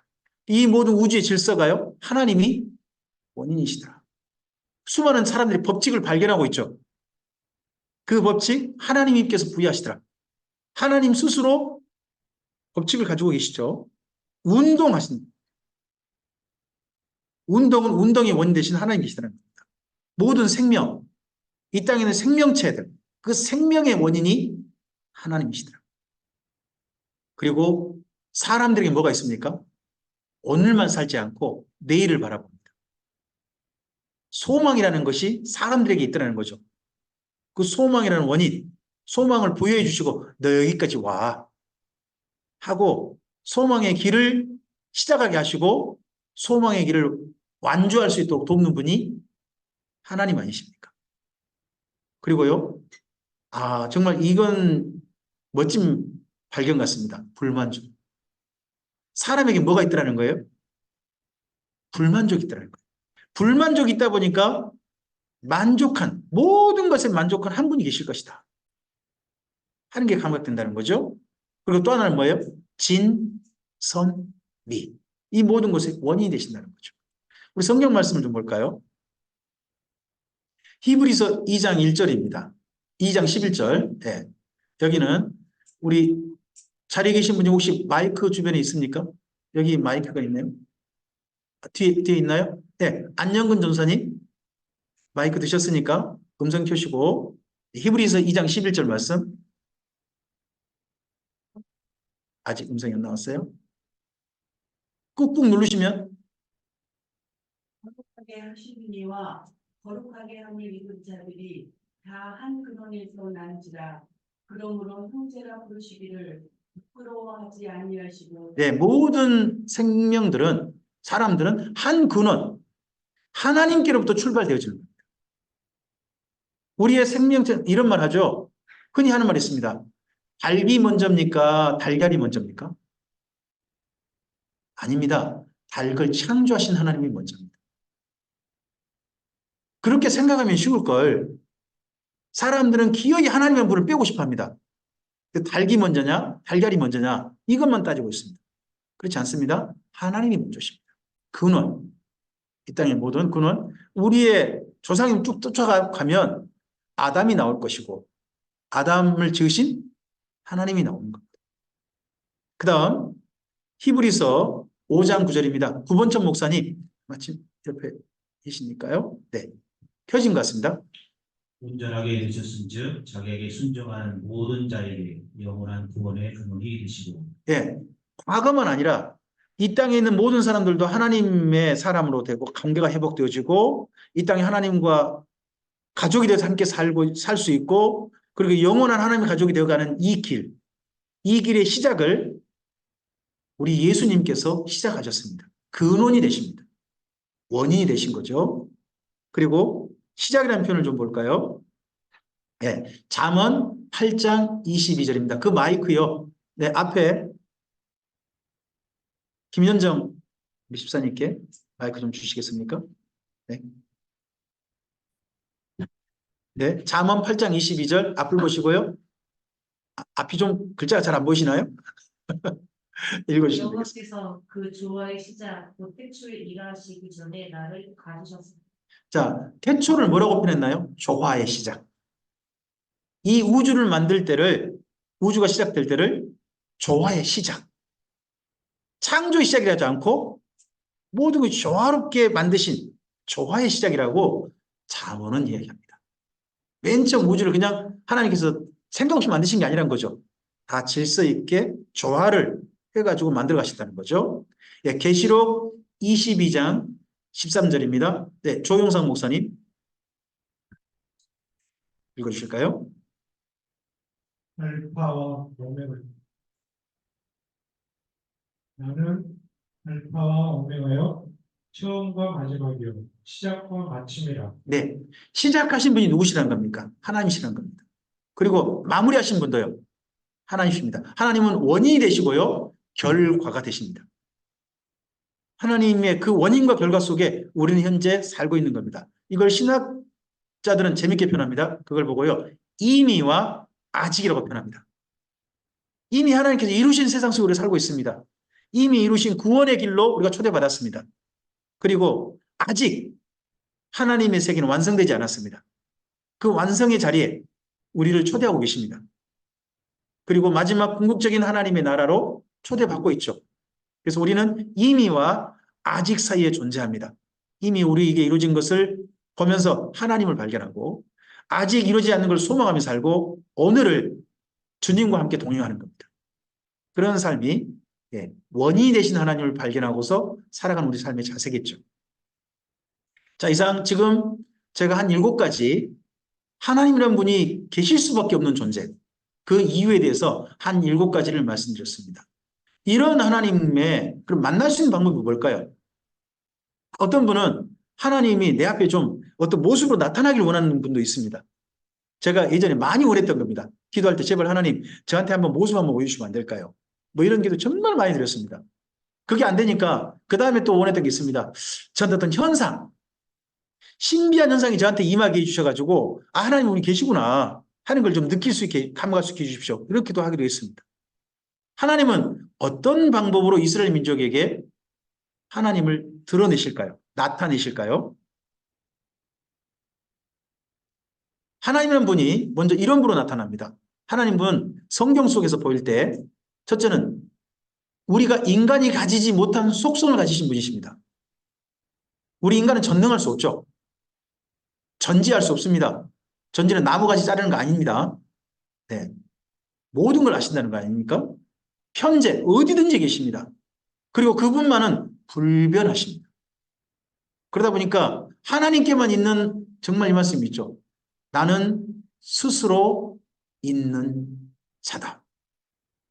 여호와라고 하는 그분의 성호 자체가 나는 스스로 있는 자다. 이 선언을 할 수 있는 유일한 분이십니다. 혹시 그리스 로마 신화를 읽어보신 적 있습니까?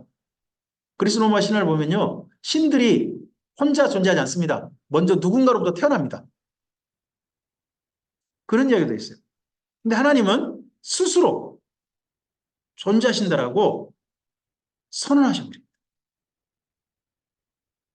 그리고 우리가 만나야 할 하나님은요, 네, 이제부터 인격적 속성이라고 합니다. 우리에게도 은근하게 살짝 그림자처럼 남아있다는 거예요. 첫째요, 모양이에요, 모양. 우리가 누구랑 닮아갈 수 있죠. 우리 모양은요, 사실 잘 보면 부모님과 닮아 있습니다. 부모님과. 저는 제 딸애가 낳은 미솔이라고 하는 외손녀가 있습니다. 걔 보는 게 너무 즐겁습니다. 근데 걔를 보면서 자꾸 저는 누구를 찾으려고 할까요? 제 딸을 보려고 하고요. 걔를 보면서 혹시 나 닮은 데 없나? 이걸 자꾸 보려고 합니다. 사람은 닮은 걸 찾는 게 있습니다. 그 닮은 걸 찾으면 너무 좋아합니다. 우리가 하나님과 모양이 같단 말은 뭔 말이에요? 하나님을 닮아갈 수 있는 존재라는 뜻입니다.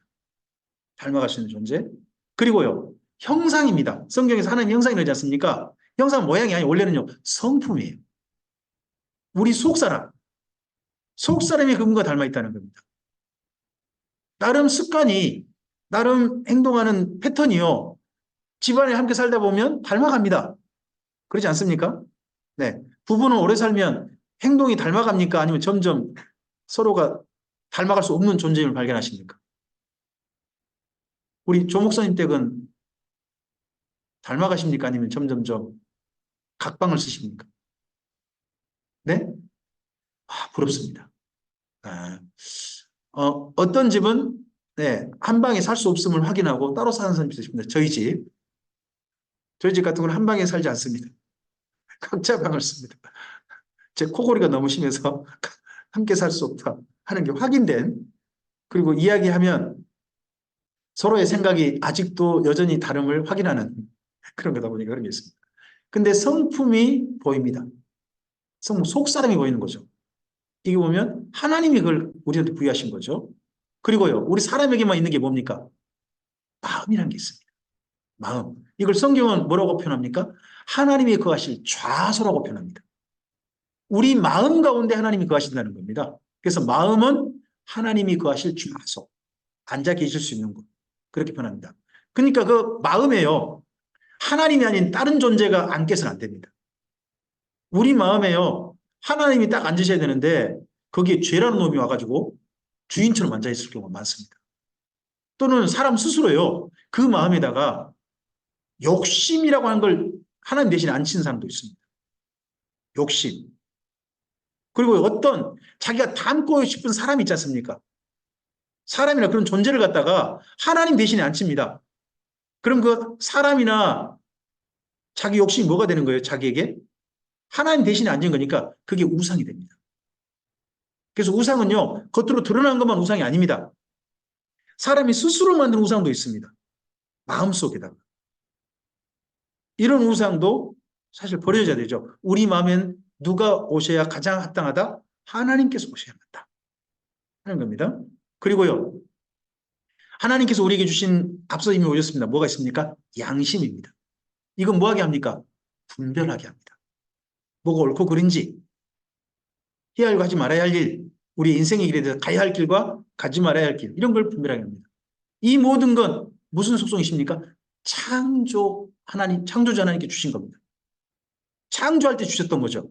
그러다 보니까요, 인간에겐 두 가지가 있습니다. 하나님의 창조라는 단어는요, 한 단어가 아닙니다. 첫째는 무에서 유를 창조하는 게 있습니다. 또 하나는요, 있는 재료를 가지고 그다음 만드시는 것도 있어요. 그것도 창조라는 단어예요. 사람들이 지금 현재 만드는 모든 발명품들은 뭡니까? 있는 재료를 가지고 뭔가 만들어내지 않습니까? 이게 본래 하나님께서 창세기에 말씀하신 창조의 방법 중에 하나입니다. 그래서 사람도 지금 여전히 뭐하고 있습니까? 모방이라는 과정을 통해 가지고 창조해가고 있지 않습니까? 이게 하나님이 주신 속성인 거죠. 인격적 속성. 그런데 가장 소중한 창조가 뭔지 아십니까? 우리 속사람을 새로 만드는 겁니다. 옛사람을 벗어버리고 예수님으로 말미암아 새 사람을 내 속에서 하나님을 닮아서 새롭게 지어가는 겁니다. 이것만큼 하나님을 닮은 창조가 없습니다. 그래서 예수님이 우리를 가리켜서 삶을 뭐라고 합니까? 새로운 피조물이라고 합니다. 피조물. 새롭게 창조된 삶을 우리가 살아가고 있는 겁니다. 그리고요, 하나님은 감각하게 하셨습니다. 아름답고 추함을. 그리고 생각이란 걸 하게 합니다. 생각. 그래서 뭔가를 추구하게 만들어요. 추구하게 합니다. 그 다음에 감정, 심정을 느끼죠. 때때로는 슬프고, 때때로는 아프고, 때때로는 너무나 좋고, 때때로는 분노하시고. 이 감정들이 사람 속에 있는 거죠. 그런가 하면 또 하나 뭐합니까? 애정이라는 게 있습니다. 애정. 사랑이라는 것이 사람에게 할 수 있는 가장 소중한 나라는 사람을 가장 아름답게 만드는 것임을 우리는 우리 삶 속에서 발견할 수 있습니다. 하나님이 주신 선물인 거죠. 이 모든 걸 합쳐서 뭐라고 합니까? 인격이라고 합니다. 인격. 하나님께서 인격적인 분이시죠. 그래서 우리에게도 이러한 인격이 부여되어 있는 거죠. 그리고 또 하나님 어떤 분이십니까? 구원자이십니다. 죄에서부터 세상부터 우리를 구원해 주십니다. 구원한다면 다른 말 아닙니다. 하나님의 가족이 아니었던 자를 하나님의 가족으로 받아주신 겁니다. 가족이 된 겁니다. 그렇게 가족된 사람과 하나님 어떻게 하십니까? 임마누엘 하십니다. 함께 하십니다. 함께 하십니다. 우리 가족들은 함께 하죠. 이게 하나님 닮아가는 사실 임마누엘 비슷한 겁니다. 그리고 돕죠. 서로를 돕지 않습니까? 돕는다는 단어가 사실은 보혜사입니다. 보혜사란 말은 오른편에 선자란 뜻입니다. 기본적으로. 파라클레토스란 말이 예전에 오른편의 선자는 지금의 오른편 선자 비슷합니다. 오른편 선자는요 상담가나 또는 변호사예요. 이런 사람이 오른편에 서거든요. 지금 법정에 가보신 분은 없으시죠? 이 자리에 계신 분 중에 저도 아직 안 가봤습니다. 안 가보고 싶습니다. 근데 오른편에 딱 설 때 오른편 선자가 변호사가 보통 서는 걸로 알고 있습니다. 그게 파라클레토스입니다. 돕입니다. 가족 사이는 어떻게 합니까? 힘들고 어려우면 뭐 해줍니까? 돕죠. 하나님께서 우리 오른편에 서 계십니다. 성령님 통하여서 돕기 위해서 함께 계십니다. 그리고요, 잘했는지 잘못했는지요, 사실 가족의 판단이 옳습니다. 가장 올바른 판단은 사실 가족 사이에 있을 수 있다고 저는 생각합니다. 심판이 있습니다, 반드시. 옳은지 잘못해. 사실 지금 우리가 하나님 앞에 서지 않아도 지금 현재 가족 사이에 제발 그것 좀 하지 마라. 잘했다. 다시는 하지 마라. 이런 이야기 지금도 하고 살고 계시지 않습니까? 그거 사실 심판 아닙니까, 심판. 이 모든 건 누구 사이에 이루어질 일입니까? 가족입니다. 그래서 하나님께서요, 우리를 영원한 가족으로 부르셨습니다. 이 땅으로 가족을 살면서 가족이신 하나님. 그래서 하나님을 우리가 아버지라고 부르지 않습니까? 자, 이런 하나님이 어디 계시냐? 일단은 그분이 어디 계신지 알아야 만날 거 아니에요. 첫째, 사도행전 말씀 보니까 옆에 계신다고 합니다. 우리 접속하신 분 중에서요. 잠깐만요. 접속하신 분 중에 신윤선 목사님 자리 들어오셨네요. 신윤선 목사님 음성 켜시겠습니까?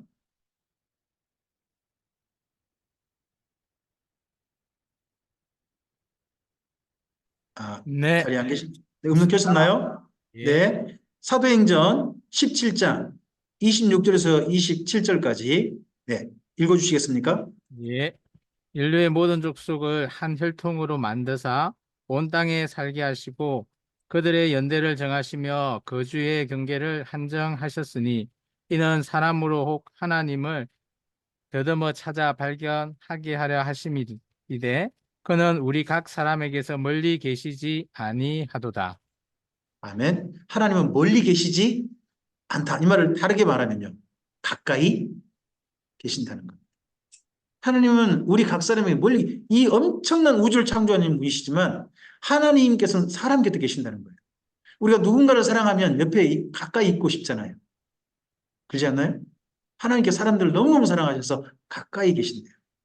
대신에 가까이 계시되 보이지 않게 하신답니다. 2번 이사야서 45장 15절입니다. 조현철 목사님 음성 열어주시겠습니까?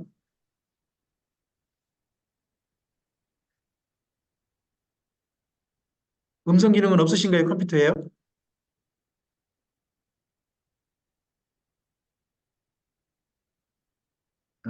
어려우신가요? 그럼 혹시 제주 김정호 목사님 음성 여실 수 있습니까?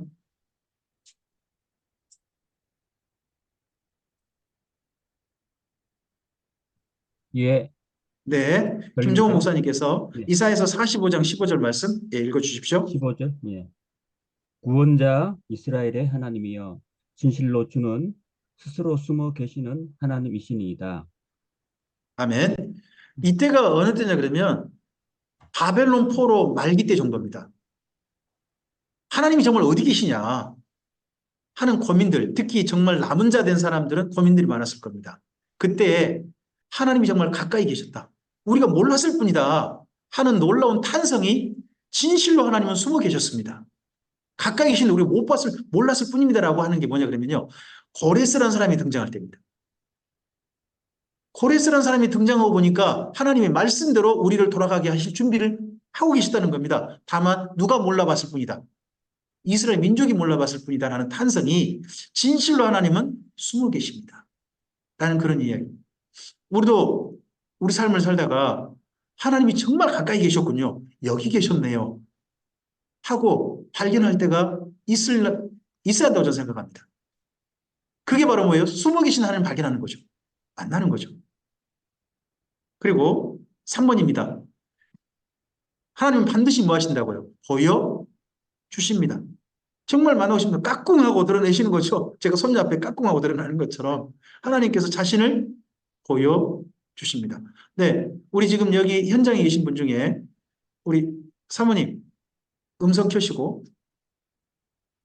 네, 로마서 1장 18절에서 20절 말씀입니다. 아마 이미 앞에 읽었습니다만 읽어주시겠습니까?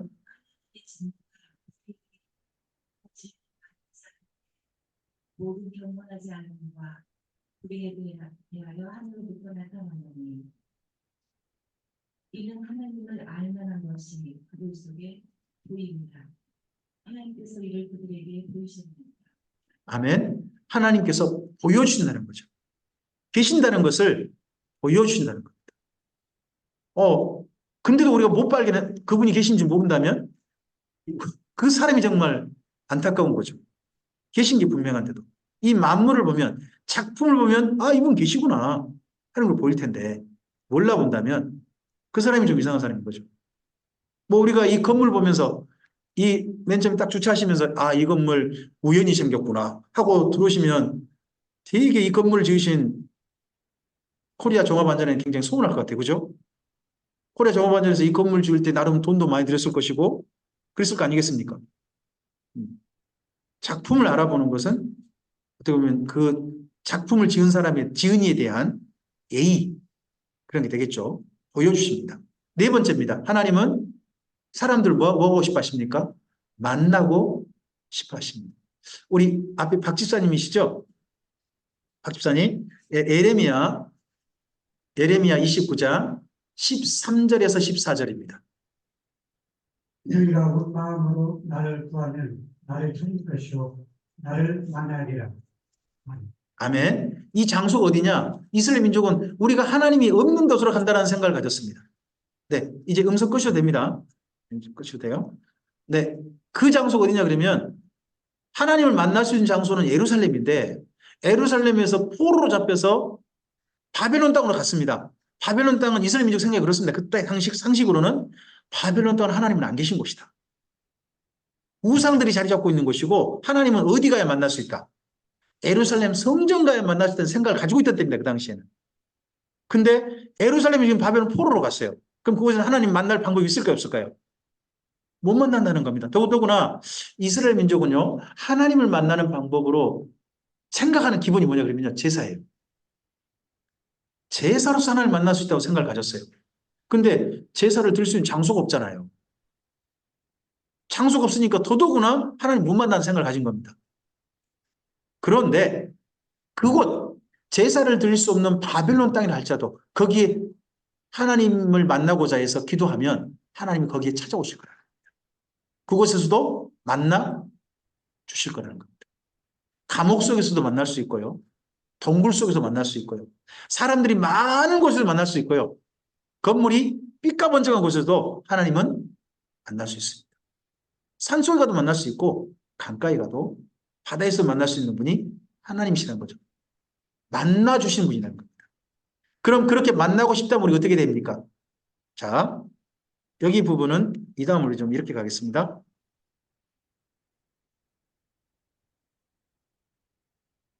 사무엘하서 3장 21절입니다. 음성은 켜지 마시고 저랑 함께 읽으시는 겁니다. 읽어볼까요? 여호와께서 실로에서 다시 나타나시되 여호와께서 실로에서 여호와의 말씀으로 사무엘에게 자기를 나타내십니다. 이스라엘 민족의 하나님은 다양한 방법으로 나타나셨습니다. 구름 기둥 불기로 나타나시기도 했죠. 새벽마다요 만나를 주시면서 하나님의 계심을 나타내시기도 했습니다. 때때로는요 외적을 물쳐 주심으로 우박을 내리신다든지 성벽이 무너뜨린다든지 이러시면서 나타내시기도 했습니다. 그런데요 하나님께서 여기 사무엘 이후 하나님은 이렇게 나타나신 거구나, 이를 보면 이것을 만나면 하나님 만나는 거구나 하는 것을, 새로운 길을 이스라엘 민족에게 이렇게 만나면 돼 하는 길이 정리됩니다. 그게 뭐냐 그러면 말씀입니다. 하나님께서 뭐 구름기둥 불기 나타나신 게 아닙니다. 말씀을 통해서 말씀을 만나면 누구를 만날 수 있도록, 하나님을 만날 수 있도록 길을 열어놓으신 대표적인 사람이 나타난 겁니다. 그 사람이 바로 사무엘입니다. 그래서 사무엘을 가리켜서 선지자의 시작이라고 보통 그렇게 말하는 겁니다. 말씀으로서 하나님이 나타나셨다라고 사람들이 드러냈으니까요. 자, 이렇게 말씀으로 나타나신 이분이, 말씀이신 분이 아예 사람들에게 나타나셨죠. 태초에 말씀이 계십니다. 이 말씀이 하나님과 함께 있으니 이 말씀은 곧 하나님이시라고 합니다. 그 말씀이신 하나님께서요 우리에게 나타나셨습니다. 요한복음 1장 18절은 이렇게 말씀합니다. 함께 읽어볼까요? 원래 하나님을 본 사람이 없으되 아버지 품속에 있는 독생하신 하나님이 나타내셨습니다. 예수님께서 이 땅에 드러나시면서 하나님을 나타내 보셨습니다. 지금 우리가 이 땅에 나타나신 예수님을요 직접 보기는 어렵습니다. 우리는 달력 속에 있는 예수님이나 어디 성화나 조각 속에 있는 예수님을 만나긴 합니다. 근데 그게 진짜 예수님 모습일지 아무도 모릅니다. 근데 예수님을 만날 수 있는 구약 성경과 연결해 보십시오. 하나님께서 자기를 성경을 통해서 말씀을 통해 나타나시지 않습니까? 신약 성경도 그걸 이야기합니다. 히브리서 1장 1절이죠. 1절과 2절입니다. 우리 1절 말씀 앞에 함께 읽어보실까요? 옛적에 선지자를 통하여 여러 부분과 여러 모양으로 우리 조상들에게 말씀하신 하나님이 이 모든 날 마지막에는요 아들을 통하여 우리에게 말씀하신다. 하나님께서 말씀하셔서 자기를 나타내셨죠. 그리고 신약 성경은 다 뭡니까? 우리에게 말씀하신 예수님을 기록한 겁니다. 예수님의 뜻을 받들고 예수님께 계시해 주신 하나님의 놀라운 세계를 기록한 게 바로 뭡니까? 신약 성경 아닙니까? 그래서 신약 성경을 읽으면서 또 구약 성경을 읽으면서 우리가 누구를 만날 수 있습니까? 하나님을 만날 수 있습니다. 이번 올해 2024년 대전 에스라 성경 강좌가 한 달에 한 번 있는데 이 성경 강좌에서 구약 성경을 통해서 우리가 우리에게 말씀으로 나타나신 하나님을 만나고자 합니다. 하나님이라는 분이 정말 계신다고 그것에 우리 마음이 있다면 말씀으로 지금 우리를 만나신 하나님의 최고의 작품 아닙니까? 최고의 작품이신 이 말씀을 통해서 하나님을 만나는 올해 2024년의 여정에 함께 한번 동행해 보지 않으시겠습니까? 네, 이 동행에 초대합니다. 오전 강좌 여기까지 마치겠습니다. 감사합니다.